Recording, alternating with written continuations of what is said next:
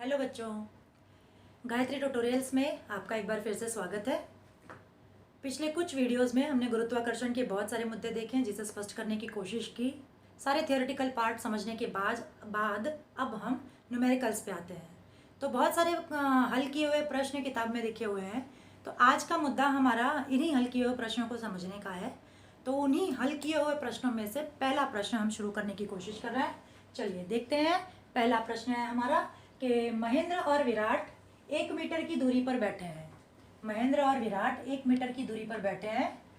उनके द्रव्यमान क्रमशः 75 केजी और 80 केजी है। तो उनके बीच का गुरुत्वीय बल कितना होगा?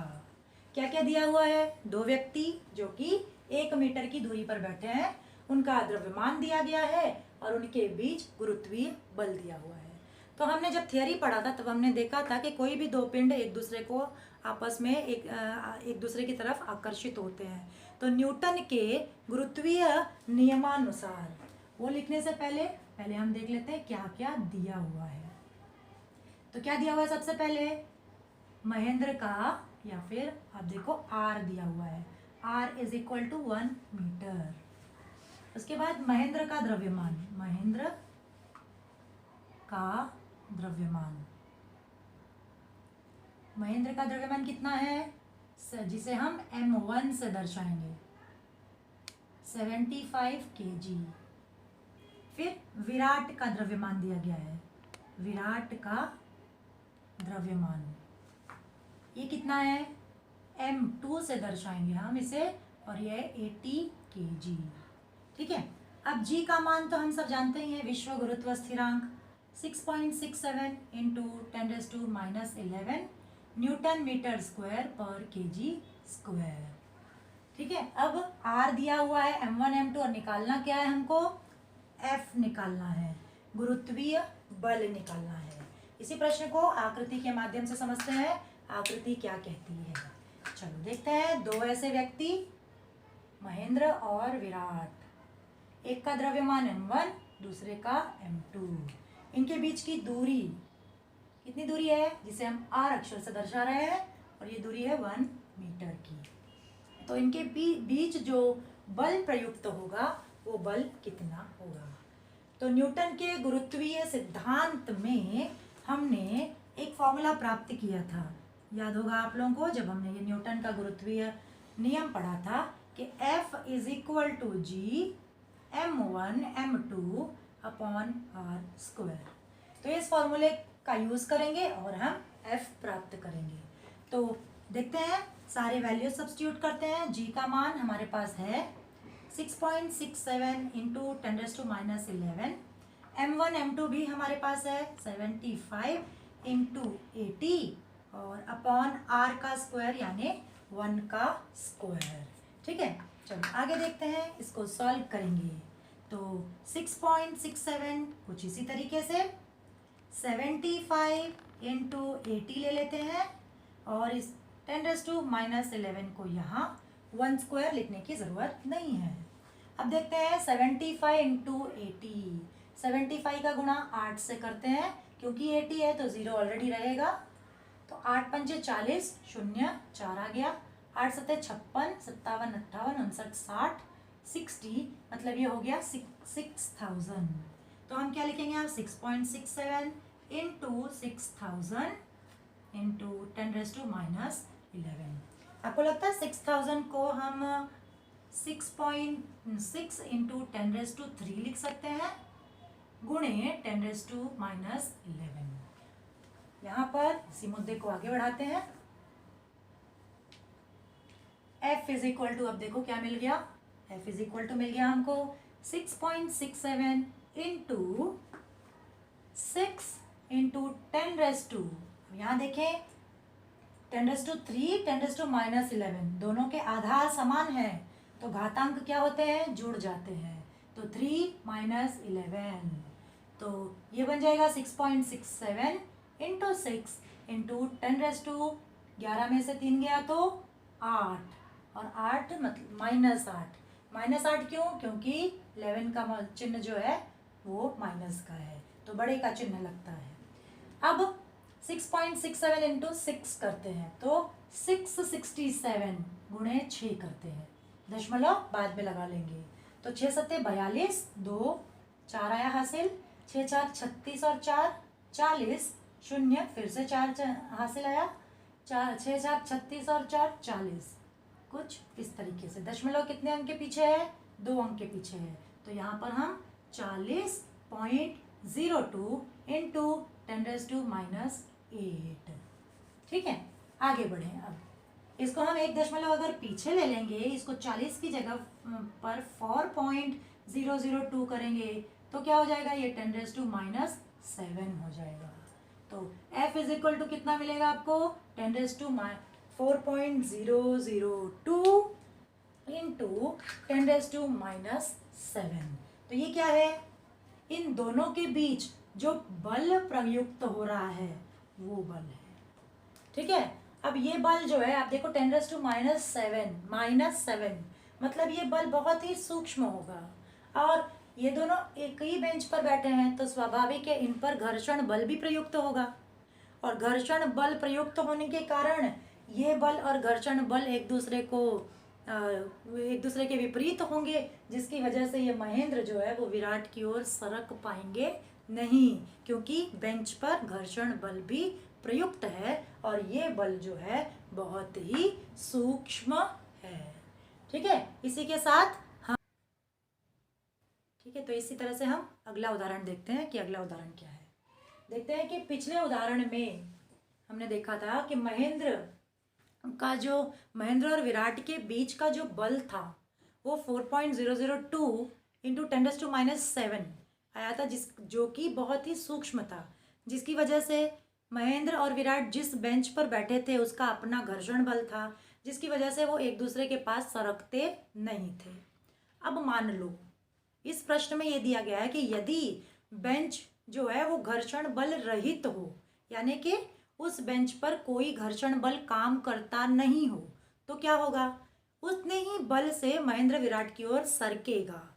तो सरकेगा अगर तो उसका वेग कितना होगा। चलिए देखते हैं प्रश्न कि पिछले उदाहरण में महेंद्र की बेंच घर्षण रहित होगी तो मतलब बेंच जो है वो घर्षण रहित यदि होगी, यानी घर्षण बल जो है वो होगा नहीं होगा, उसमें घर्षण रहित होगी, तो विरामावस्था से शुरू होने पर 1 सेकंड के बाद महेंद्र विराट की ओर सरकने लगेगा और सरकने का वो वेग कितना होगा और क्या यह वेग समयानुसार बदलेगा। तो ये प्रश्न है हमारा। चलो देखते हैं इसमें क्या क्या दिया हुआ है। तो सबसे पहले क्या दिया हुआ है, जैसा कि पिछला उदाहरण है तो महेंद्र पर प्रयुक्त बल है जो हमने पिछले उदाहरण में निकाला था। तो बल F कितना मिला था हमें, 4.002 इंटू 10⁻7 न्यूटन। अब महेंद्र का द्रव्यमान हम सब जान रहे थे, जिसे हम m अक्षर से दर्शाएंगे और वो कितना था 75 kg। यहाँ पर क्या दिया हुआ है, समय दिया हुआ है, यानी कि t दिया हुआ है। t कितना है, 1 सेकेंड। ठीक है, चलो देखते हैं। तो इसको सॉल्व करते हैं। सॉल्व करने के लिए एक बहुत ही फेमस समीकरण जिसे हम हमेशा यूज करते हैं, F is equal to ma। इस समीकरण से हम पूरी तरह से वाकिफ हैं। अगर हमें a निकालना होगा तो क्या करना पड़ेगा, F/m करना पड़ेगा।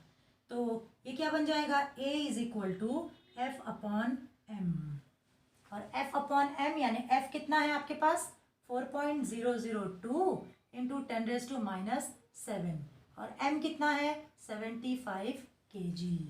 ठीक है, अब इसको हम भाग देते हैं। तो भाग देते हैं यहाँ पर, तो ये कैसे निकलेगा, इसको हम 4002 कर देते हैं गुणे इसको 10⁻³ लिखते हैं। क्यों -3, क्योंकि 3 अंक के पीछे दशमलव, गुणे 10⁻7 और बट्टे 75। ठीक है, अब इसका हम भाग देने को शुरू करते हैं। भाग देंगे यहाँ पर 4002 भागे 75। तो 75 जब इसे भाग देंगे तो 75 फाइजा 75 बचे, कितना आएगा 375। और इसको घटाओ आप तो घटाने पर मिलेगा 252। और फिर से एक बार 75 कितनी बार जाएगा, 3 बार जाएगा। और 3 बार जाने के बाद ये मिलेगा आपको, ये मिलेगा 225। और फिर यहाँ पर बचेगा आपका 45। और 45 बचने के बाद फिर से आप यहाँ पे देखें कि 75 3 इतना मिला हमको 225 मिला। घटाओ इसको, 12 में से 5 गया 7, यहाँ पे कितना बचा 4 बचा, 4 में से 2 गया 2 आ गया। अब यहाँ पे कुछ भी नहीं है तो हम पॉइंट लगाएंगे, फिर यहाँ पे शून्य लगाएंगे 270। अब 270 को भाग दिया जाएगा फिर से 3 से, तो जैसे यहाँ पे 225 आएगा। और 225 आने के बाद यहाँ बचेगा 45। फिर से हम यहाँ पे 0 बढ़ा सकते हैं और 0 बढ़ाकर यहाँ पर हम लिख सकते हैं 75 छंग, जो कि आ जाएगा 450 और ये 0 मिलेगा। तो हमको कितना मिल रहा है यहाँ पर इसको कट करने के बाद 75 और ये मिलेगा आपको 53.36। ठीक है, तो ये मिल गया आपको 53.36 इंटू, फिर से देखें यहाँ पर ये आधार से घातांक जुड़ेगा, और जुड़ेगा मतलब -3 -7 तो कितना आ जाएगा -10। तो a इज इक्वल टू मिलेगा आपको 53.36 इंटू 10⁻⁻10। अब इसे मैं 5 पॉइंट, अगर मैं इसको 53 को 36 को 4 भी ले सकती हूँ मैं, तो गुणे 10⁻10 और a का मान मिल जाएगा 5.34 इंटू 10⁻⁹ -9 क्यों, क्योंकि 1 दशमलव हमने शिफ्ट कर दिया यहाँ पर। तो ये मिलेगा हमको क्या, एक्सेलरेशन यानी त्वरण। और त्वरण की इकाई क्या होती है, मीटर प्रति सेकेंड स्क्वायर। पर क्या हमको त्वरण चाहिए, नहीं, हमको क्या चाहिए, वेग चाहिए, मतलब हमको v निकालना है। ठीक है, तो v निकालना है, लेकिन हमने यहाँ पर a निकाला। अब इसी a का इस्तेमाल करके हम v निकालेंगे। चलो देखते हैं। अब हमने न्यूटन के 3 गति संबंधी नियम तो पढ़े हुए हैं, और न्यूटन के गति संबंधी नियमानुसार, न्यूटन के गति संबंधी नियमानुसार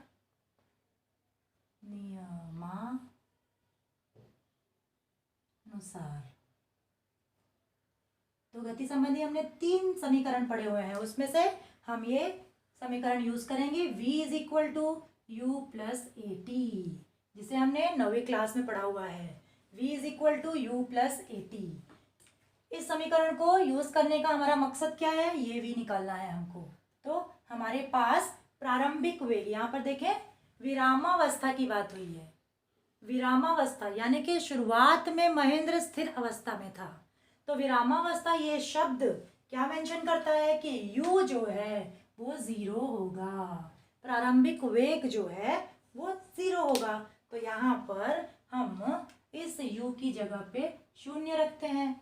a अभी अभी हमने निकाला 5.34 इंटू 10⁻⁹ a निकाला 5.34 इंटू 10⁻⁹ और t हमारे पास दिया हुआ है कितना है, 1 सेकेंड।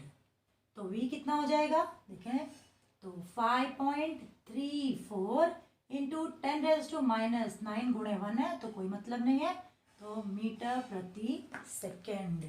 तो महेंद्र विराट की तरफ 1 सेकेंड बाद कितनी वेग से सरकेगा, 5.34 इंटू 10⁻⁹ मीटर प्रति सेकेंड, ये होगा वेग। इतने वेग से महेंद्र विराट की ओर सरकेगा। ठीक है, अब प्रश्न ये उठ रहा है कि क्या यह वेग समयानुसार बदलेगा। ये वेग अगर समय बदल देंगे तो क्या बदल जाएगा। तो इस प्रश्न में ही देखिए समय बदल दे, 1 की जगह अगर मैं ये 2 कर दूं तो क्या हो जाएगा, यहाँ पर ये 2 हो जाएगा। तो स्वाभाविक है 2 का गुणा इस 5 से होगा तो 10 पॉइंट समथिंग आएगा। तो समयानुसार ये वेग बदलेगा, समयानुसार ये वेग जो है वो बदल जाएगा। हम यहाँ पर 1 ही रखते हैं। अगर यहाँ पे मैं 3 करूं तो 3 का गुणा 5 से हो जाएगा तो 15 पॉइंट समथिंग आएगा। तो जैसे जैसे समय बढ़ेगा ये वेग भी बढ़ता जाएगा। वेग बढ़ेगा तो दूरी बढ़ेगी, और दूरी जब बढ़ेगी तो दोनों के बीच का आकर्षण बल भी बढ़ेगा। ठीक है, तो अब हम अगले उदाहरण की तरफ बढ़ते हैं। उदाहरण नंबर 3 क्या कहता है, महेंद्र पर होने वाले गुरुत्वीय बल, किसकी बात की गई है, गुरुत्वीय बल की बात की गई है, का परिमाण ज्ञात करने के लिए कहा गया है। और गुरुत्वीय बल यानी कि महेंद्र और पृथ्वी के बीच का बल, यानी कि एक द्रव्यमान महेंद्र का होगा और दूसरा द्रव्यमान पृथ्वी का होगा। तो और उसके साथ साथ महेंद्र और पृथ्वी के बीच का जो दूरी होगी वो क्या होगी, पृथ्वी की त्रिज्या होगी। चलो देखते हैं, लिख के लेते हैं। पहला मुद्दा, दत्त क्या कहता है, पृथ्वी का द्रव्यमान,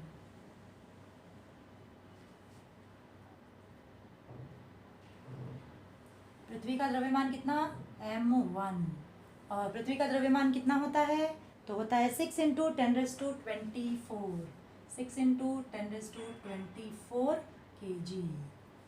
उसके बाद पृथ्वी की त्रिज्या, पृथ्वी की त्रिज्या जिसे हम r अक्षर से दर्शा रहे हैं, और इसका मान होता है 6.4 × 10⁻6 मीटर, 6.4 × 10⁻6 मीटर। अब महेंद्र का द्रव्यमान, महेंद्र का द्रव्यमान क्या है, ये m2 जो कि हमको दिया हुआ है, कितना दिया हुआ है, 75 kg। तो m1 मिल गया, m2 मिल गया, g का मान तो हम सब जानते ही हैं, 6.67 × 10⁻11 न्यूटन मीटर स्क्वायर पर kg स्क्वायर। निकालना क्या है हमको, गुरुत्वीय बल निकालना है। तो सेम फॉर्मूला काम करेगा जो हमने पिछले उदाहरण में देखा था, और सेम फॉर्मूला कुछ इस तरीके से, जो कि F = G m1 m2 upon r का स्क्वायर। यहाँ देखिए, अब F = G का मान कितना है, 6.67 × 10⁻11। ठीक है, m1 का मान, m1 क्या है हमारे लिए, पृथ्वी है, तो 6 × 10⁻24। m2 क्या है, महेंद्र का द्रव्यमान है, यानी कि 75। अब ये बटे, ठीक है, इसको इस तरीके से बटे r का स्क्वायर, r है हमारा 6.4 × 10⁻6 का वर्ग स्क्वायर। ठीक है, अब इसको सॉल्व करते हैं। तो क्या कहेंगे, 6.67, सारे 10 को एक तरफ ले लेते हैं और नंबर्स को एक तरफ ले लेते हैं। 6.67 675 एक साथ में गुणे 10⁻11 प्लस 24, ये बेस आधार दोनों 10-10 समान है, तो ऊपर के घातांक जुड़ जाएंगे। इसके बाद आगे बढ़ते हैं, यहाँ पर 6.4 का वर्ग और ये 6 दूनी 12, ये गुणा हो जाएगा, गुणे 10⁻12। ठीक है, अब यहाँ पर इसको हम आगे बढ़े तो 6.67 75 गुणे 6 करो, 75 गुणे 6, तो 6 पंचे 30, 3 आया, 6 सत्ते 42, 42 और 3 45, कितना मिला हमको, 450 गुणे, इसको माइनस करें तो 24 में से 11 जाएगा, 24 में से 11 गया तो कितना बचा, 13 बचा। ठीक है, अब बटे, फिर से बटे 6.4 का वर्ग। अब ये 10 घाते 12 जो है वो ऊपर चला जाएगा, यहाँ पे धनात्मक है तो यहाँ पर ऋणात्मक। आगे बढ़ते हैं, मुद्दे को आगे बढ़ाते हैं। 6.67 इंटू 450 और यहाँ पे 13 में से 12 गया तो एक ही 10 बचेगा, तो ये कितना हो जाएगा 450 और एक 10 जो बच गया वो वाला बट्टे 6.4 गुणे, अब इसको हम क्या लिख सकते हैं 64 गुणे 64। अब बटे 10 था नीचे, बटे 10 यहाँ पर चला जाएगा और ये 100, ठीक है ना। यहाँ नीचे का 6.4 ये था नीचे एक 10 दोनों ऊपर जाके 100 में कन्वर्ट हो जाएगा, तो ये 100 हो गया। अब देखिए यहाँ पर 6.67 इसको 667/100 कर सकते हैं, गुणे फिर से 4500 अपॉन 64 इंटू 64 और ये गुणे 100, ये 100 कट हो जाएगा और बचेगा क्या 667 गुणे 4500 बटे 64 गुणे 64। चलो अब इसको सिंप्लीफाई करने की कोशिश करते हैं। ये 64 2 से कट करें, 2 तिया 6 और 2 दूनी 4 है ना, 2 तिया 6 और 2 दूनी 4, ये 32 हो गया। अब यहाँ पर इसको 2 दूनी 4 फिर 2 दूनी 4 एक बच गया, 2 पंचे 10 और ये 0। एक बार ये फिर से कटेगा, ये 2 16 से कट जाएगा और यहाँ पे मिलेगा आपको 2 एक कम 2, 2 एक कम 2, 2 दूनी 4 और 2 पंचे 10, ठीक है।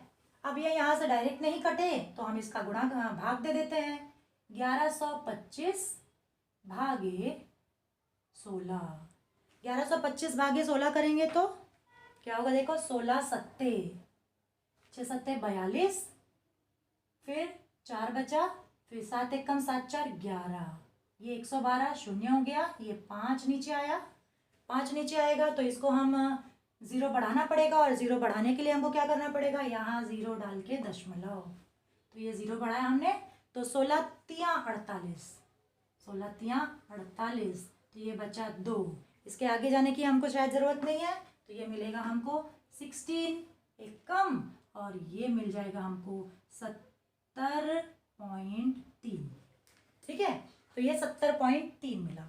अब ये वाला हिस्सा, ये वाले हिस्से को हम सीधे सीधे भाग देते हैं, सीधे सीधे भाग दें तो 64 को भाग देते हैं 667 से और ये रहा भाग दे रहे हैं हम इसको,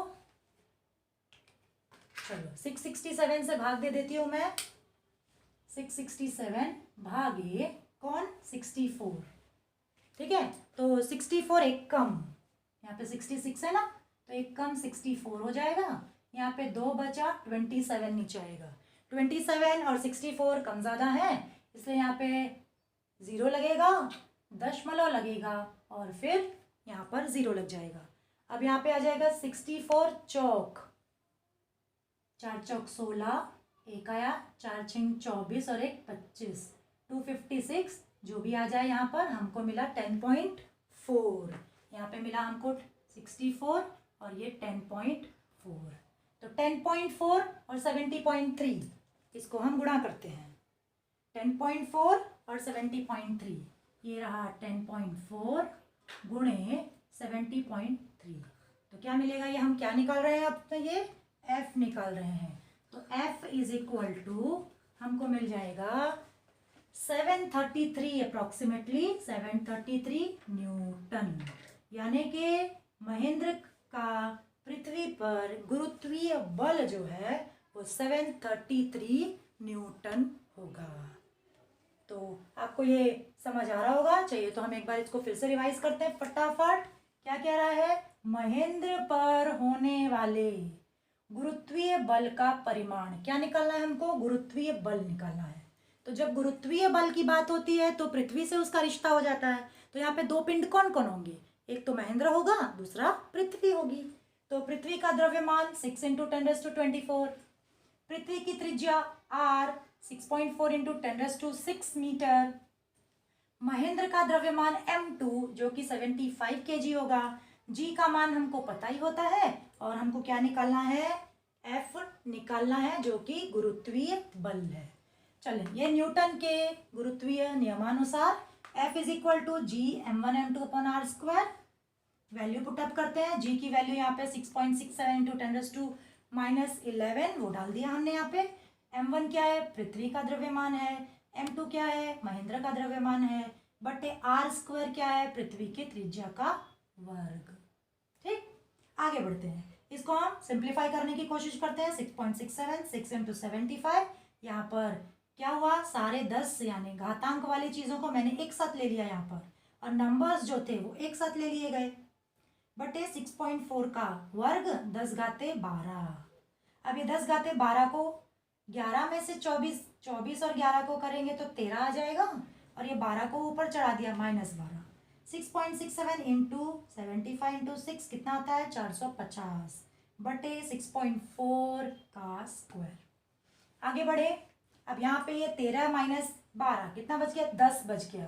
तो 10 को हमने क्या बना दिया, 45 बना दिया, और 6.4 और 6.4 2 टाइम्स, तो पॉइंट्स को हटा दिया और ये 10-10 लेके 100 को ऊपर ले लिया। ठीक है, अब इसके पॉइंट को हटाकर हमने इसके 100 को नीचे लिया, ये 100 यहाँ पर, दोनों को कट किया। दोनों को कट करने के बाद कुछ इस तरीके से कैलकुलेशन करके F is equal to 733 newton होगा। तो महेंद्र का गुरुत्वीय बल 733 न्यूटन होगा। अब इसी से संबंधित पिछले 3 उदाहरण हमने देखे, उससे संबंधित अगला उदाहरण देखते हैं। अगला उदाहरण है कि विरामावस्था से शुरू करके, यानी कि महेंद्र क्या है, विरामावस्था में स्थिर है। विरामावस्था से शुरू करके पृथ्वी के गुरुत्वीय बल के कारण, दूसरा पिंड कौन है, पृथ्वी है। पृथ्वी के गुरुत्वीय बल के कारण 1 सेकेंड बाद, स्वाभाविक है इनके बीच अभी अभी हमने निकाला कि बल लगेगा F इक्वल टू 733 न्यूटन। तो 1 सेकेंड में, t अगर 1 सेकेंड रखें तो 1 सेकेंड में महेंद्र जब इसकी ओर, पृथ्वी की ओर आकर्षित होगा तो उसका वेग कितना होगा। प्रश्न समझ में आ रहा होगा आप लोगों को कि विरामावस्था में, कौन विरामावस्था में है, महेंद्र विरामावस्था में से शुरू करके पृथ्वी के गुरुत्वीय बल के कारण, पृथ्वी का गुरुत्वीय बल अभी अभी हमने निकाला, इसके कारण ये महेंद्र क्या होगा, पृथ्वी की ओर आकर्षित होगा। तो 1 सेकेंड में वो जब आकर्षित होगा तो वो आकर्षण का वेग कितना होगा, वही हमको यहाँ पर निकालना है। चलो देखते हैं, तो शुरू करते हैं। पहले दिया क्या है कि महेंद्र का प्रारंभिक वेग। क्यों प्रारंभिक वेग, क्योंकि महेंद्र विरामावस्था में है। महेंद्र का प्रारंभिक वेग कितना है, विरामावस्था है, यानी कि u इक्वल टू 0। इसके बाद क्या दिया हुआ है, उस पर लगा हुआ गुरुत्वीय बल, गुरुत्वीय बल बल यानी कि F जो अभी अभी हमने निकाला 733 न्यूटन। तो महेंद्र का द्रव्यमान तो हमें पता ही है, महेंद्र का द्रव्यमान, द्रव्यमान m कितना है, m 75 kg। तो ये तीनों चीजें दी गई हैं, इससे हम क्या निकालेंगे, वेग निकालेंगे। तो वेग निकालने से पहले हमारा फिर से most famous example, most famous equation F is equal to M A, और F is equal to M A से हम फिर से एक बार A को यहीं रखेंगे, F को अपॉन M कर देंगे। तो A कितना निकलेगा, F का मान कितना है 733, M का मान कितना है 75। 733 और 75 को भाग दे दो, कितना मिल जाएगा आपको 9.77, 9.77। तो A का मान कितना मिला 9.77, A है इसलिए मीटर प्रति सेकेंड का स्क्वायर। ये होगा त्वरण, मतलब कि इस पिंड पर, महेंद्र पर लगने वाला त्वरण। पर हमको क्या ज्ञात करना है, हमको त्वरण ज्ञात करना है, नहीं, हमको ज्ञात करना है वेग। इसलिए फिर से हम न्यूटन के नियम को ध्यान में रखेंगे, गति संबंधी नियम, न्यूटन के गति संबंधी नियमानुसार।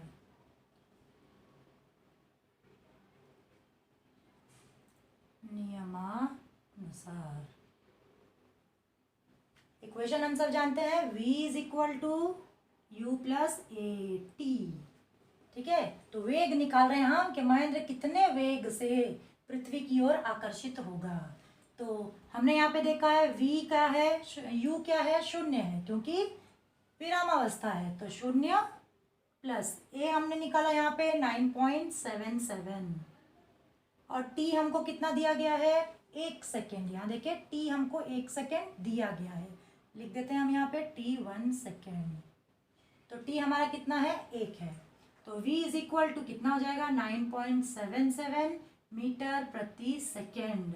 इस वेग से महेंद्र जो है वो पृथ्वी की ओर आकर्षित होगा।